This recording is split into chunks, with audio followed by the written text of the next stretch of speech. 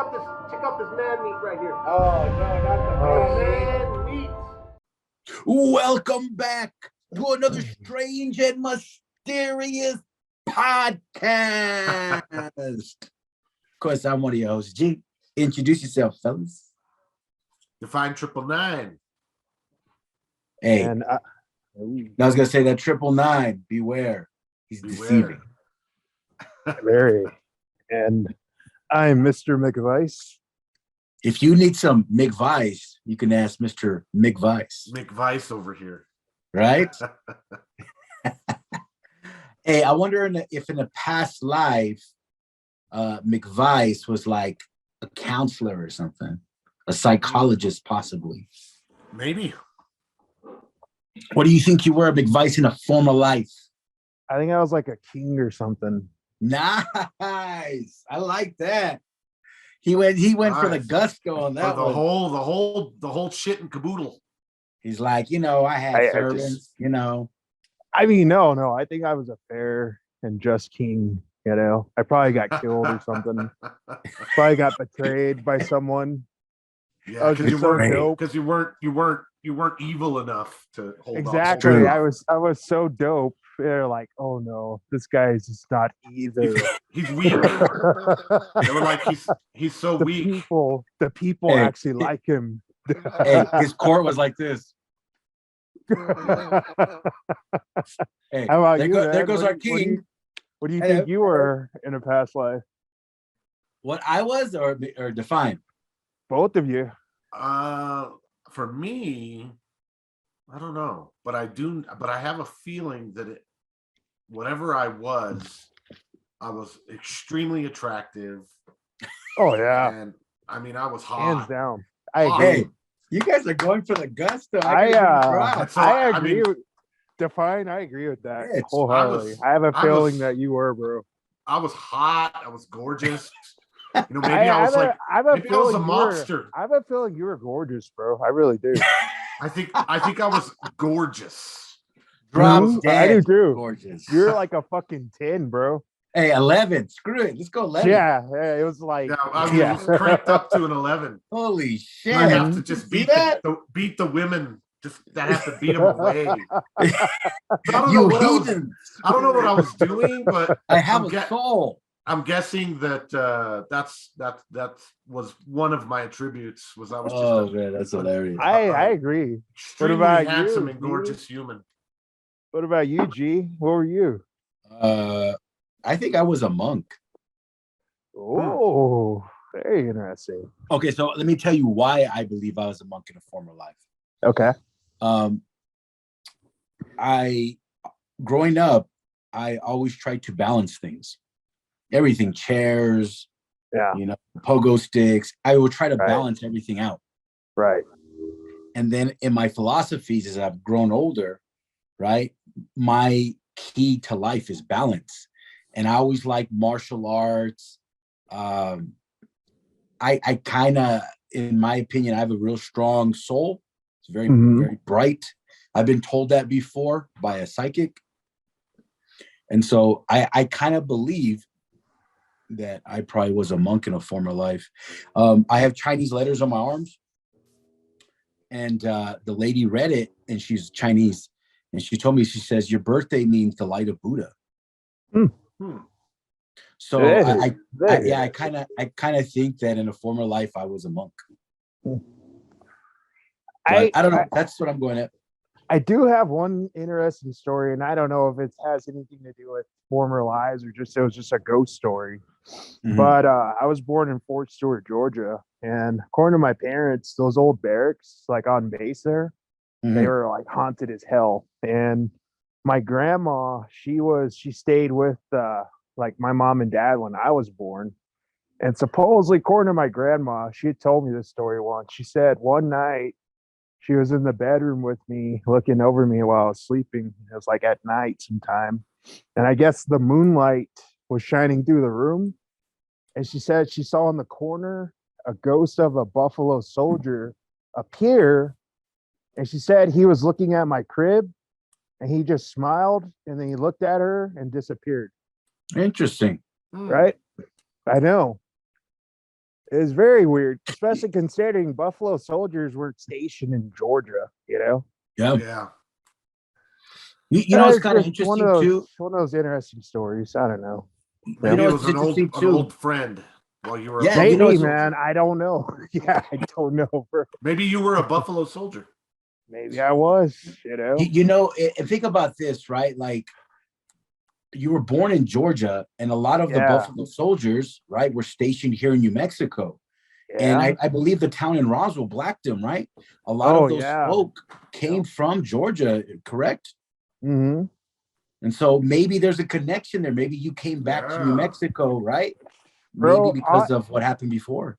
All joking aside, you know how much I used to hike and all that shit, Mhm. go out into the wilderness by myself, and I've always kind of liked New Mexico from that standpoint. I don't know why, but I feel good when I'm out there and shit, just running through the desert or whatever the hell, Mhm. And I don't know, man. I really don't know. It's, Who the hell it's knows, bro? possible. It is I'm- possible, yeah. I'm hearing Bob Marley's Buffalo Soldier in my head. Buffalo Soldier in the Yeah, man. heart of America, Mhm. Bumbleclat. stolen from Africa, True that. brought to America. Anyway, Fight the war, right? Yep. All right. Well, tonight, that's what we're going to be looking at. Some interesting cases of past lives. Y'all's ready? Uh-huh. Many children have vivid imaginations and love to make up stories that are nothing more than strange and weird fantasies from a child's innocent mind. But what if the stories they tell are too real and too factual, and what they describe could not possibly have come from the mind of a child as young as 2 or 4 years old? And you have to ask the question, where on earth Baby Blues. could they have learned this, as they could not read or write, and the only TV or films He they kind of looks like probably Josh viewed right there. were cartoons From or innocent children's Encyclopedia shows. Britannica. These Right? special children were able to recall events, places, times, and people's names with incredible accuracy. But From the how could all bibliothèque. of this information come from someone so young and innocent? The following are 5 amazing stories from children who have got more than just a vivid imagination. This first one you're gonna like. I've seen this on a different show called The Child or The Ghost Within My Child. This is a good one. Watch.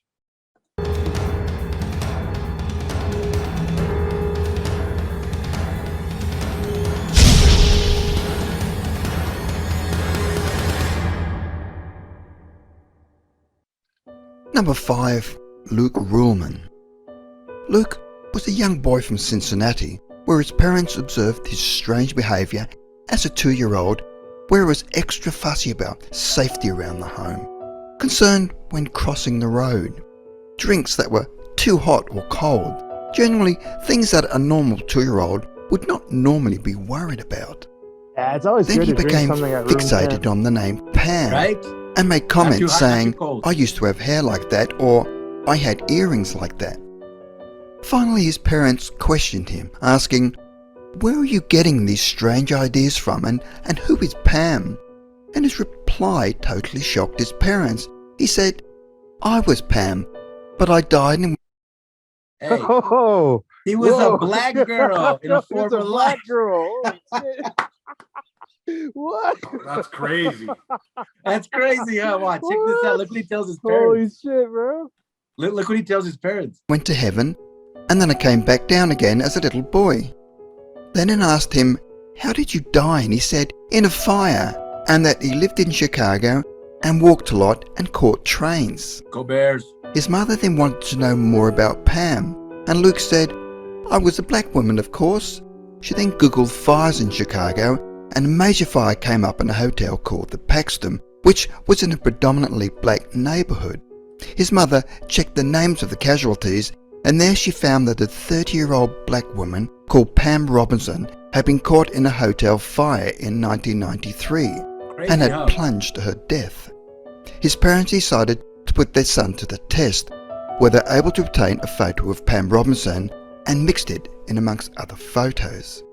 Luke immediately picked out the photo of Pam Robinson, the black woman he claimed he had previously lived his life as. Number 4, Cameron McCoy. Crazy. What do you think about that? And that's crazy. Oh, shit. And I've heard that, people from past lives, you would be a different sex. And some people go from being male to male again, and back and forth. Mm-hmm. It's interesting. I actually think it makes it more believable. Yeah, and I think for a young child to know, that information and then be specific about how they died in the former life, and then pick out a picture of what they look like in a former life amongst other pictures, right? I think that is important data. That's hard to dismiss, man. Yeah, and to be more be so specific, where you were from, how you perished. Yeah, that's hard to. It's hard to be skeptical when it's like that. Now, the interesting thing about this, at least for me on the past life thing, is that we don't really know if maybe there is this almost like this ether that our life energy force or soul, whatever you want to call it, goes into, and then kind of gets diluted again and then gets spit back out, right? So almost like you're making batter, right, to make cookies, and you're trying to whisk it all up so it gets all mixed. But if you're not careful and you don't do it right, there are areas where there's batter that gets caught in like a little ball, and it's dry inside. It doesn't get mixed. So it's almost like maybe for whatever reason, some of the past life might be like, just as this life is getting born and coming into the world, and it's getting imbued with whatever that life force energy, whatever you want to call it. It gets a big chunk of someone that had been living before, and just like that batter, that dry piece that's still in there, it didn't get remixed into the stuff, and that might be kind of where a lot of that past life regression type stuff comes from. I don't know, but it's just a thought that I've sometimes thought about it. Just being like, like it got almost like it didn't get the soul supposed to go back to the ether, get kind of reabsorbed and spread out again, and then come back in, and it creates that energy creates a new life out of it, right? A new soul. But it's almost like there's old stuff that was piggybacking on top of it that didn't get fully mixed in. You know what I mean? Yeah, it's interesting. I'll save my kind of reaction and understanding of past lives towards the end, but let's continue. Yeah. Pauline. Cameron was a young Scottish boy from Glasgow who believed he'd lived a previous life on a small island called Barra, a remote island on the Outer Hebrides of Western Scotland. He would tell his mother that he'd lived as a young boy in Barra and then suddenly fell through to her in this life. From the age of 2, he would tell his mother the same story, and as he got older, the stories would become more detailed. His mother was confused as to how he would know of such a remote place that was over 200 miles from Glasgow and would take an hour to fly to by plane. The young boy was so convinced of who he was that his mother and well-known American child psychiatrist Jim Tucker from the University of Virginia took Cameron to the island to find further proof. Cameron had described a white single-story house that he lived in, and that was located on the shore where a gate would open onto the beach, and at the bottom were rock pools. He'd lived in the house with other children and a black and white dog, that planes would land on the beach. He said his father's name was Shane Robinson, who was killed when he was knocked down by a car. On occasions, he said, he missed his Barra family and previous mother so much that he became distressed. When they arrived on Barra Island, Cameron immediately felt he'd come home. and they set off to look for the white house it claimed to have lived in. As they were driving, Cameron pointed out certain landmarks and was familiar with the surroundings. With his descriptions of the White House and the planes landing on the beach, local residents said he was describing an area to the north of the island. Initially, when they started looking, all of their trails appeared to run cold, until the following morning they received a phone call from the local heritage centre claiming they'd located a White House in the northern part of the island associated with the name Robertson. They said that the Robertsons family did not live on the island but regularly rented in the 60s and 70s. When they finally arrived at the house, the normally chatty Cameron had become subdued, and the reality of his past life was now in front of him. And on further inspection, found it was a single-story White House located on the shore with a gate that opened onto the beach, and on the beach were rock pools. Everything that Cameron had described. And the other amazing fact was, planes did land on the beach. Number 3, Carl E. That one was pretty interesting because of the location where he said it was at. Right? And how would a little kid know that type of stuff? Not to say that there's not super smart kids, right? But no, but that's too fucking detailed. It's too detailed. It's too detailed. When it starts getting that detailed, you start getting outside of chance, happenstance. Mm-hmm. All right, let's continue with this redheaded child. He probably was a African king back in the day. Wakanda forever. Right. Eden. Carl was born in Middlesbrough, England in 1972, and at a very young age he claimed to have memories of being a German World War II fighter I've pilot heard of this one. and loved to play music by the German composer Johann Strauss. From a very early age, his parents claimed he was not only very different from his two brothers in personality and being a difficult child, but he looked totally different from anyone in the family, where they were all dark-haired, and Carl was a strawberry blonde with blue eyes. Of course, there was nothing unusual about that, you might think, as some members of a family can take after grandparents or maybe cousins. But it was what he said as a young child that confused his parents by claiming at age 3 that he'd lived another life as a fighter pilot, and he was killed when his plane crashed during a bombing mission over England. Carl even described his previous mother, who he claimed was plump and had her hair drawn back into a bun. Before the age of 5, man. he was drawing pictures of the... You can what? I said we can't see anything right now. Can you, Mateo? I can. Oh, I can't. Uh-oh, maybe something's wrong. You want to get off, get back on? Good. Yeah, try that. Okay. Bounce out, bounce back in. Yeah, because I can see.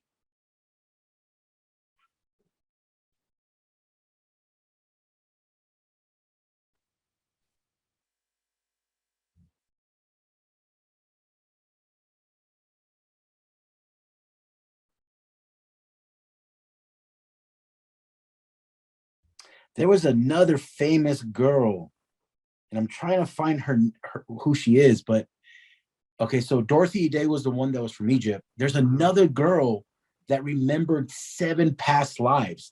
Like she remembered when she was a monkey.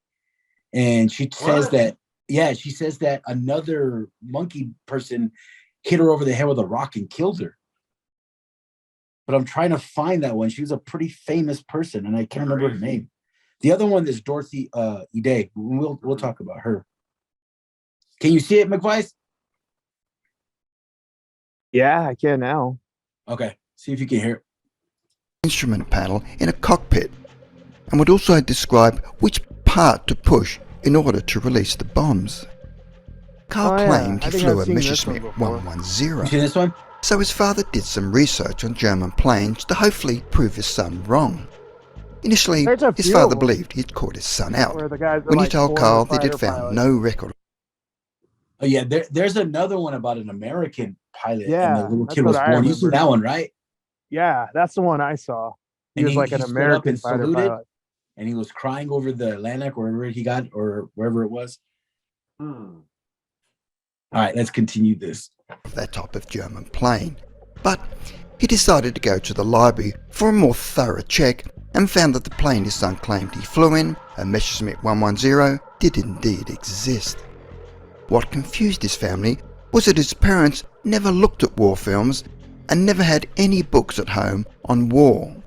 So where did he get all of his information from about World War II or German warplanes?